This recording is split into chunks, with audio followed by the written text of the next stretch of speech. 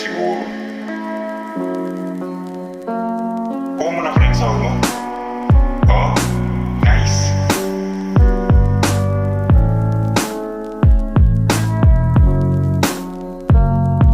Mga politiko ngayong procedure ay aerobics. Pangako niya daw, tas repeat memorize mnemonics. Lokohin ulit ang masa using jumbled up phonics.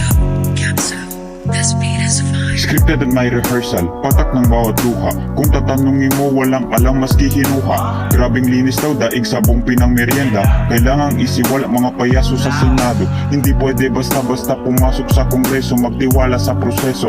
Totoo iyon, pero pilit intindi, nagdududa pa ngayon. Mahuli man, pag sa makalawa, anong balita? Nakalaya na ulit, nakalaya na ulit. Ganyan ba, pati hustisya, sinusulit?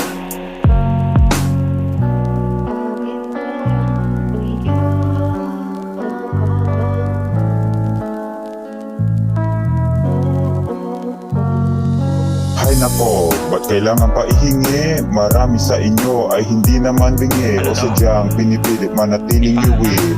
Progreso ay suspended, lubid sa bigti. Daang lubak-lubak, pera, limpak-limpak. Gilagid merong baho, tanggalin gamit miswak. Kahit anong laba, nandiyan pa ang mansya.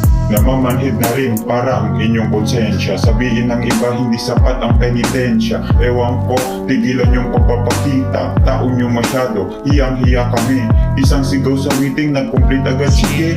Baka sa susunod maraming nasa ICC, Echo Chambers still be ATP, bacteria, got a better party. Sa dami-dami ng mga boyang pulis, buwis na napupunta para lang magpasahod sila is mga diyang kumakalap next to Porsches, Bugattis and Elvis. I years march past, optimism is of course what I stand, but very much unclear where the goalposts end. So today I take claim on this thing we still have, a pure Filipino from a history that birthed us.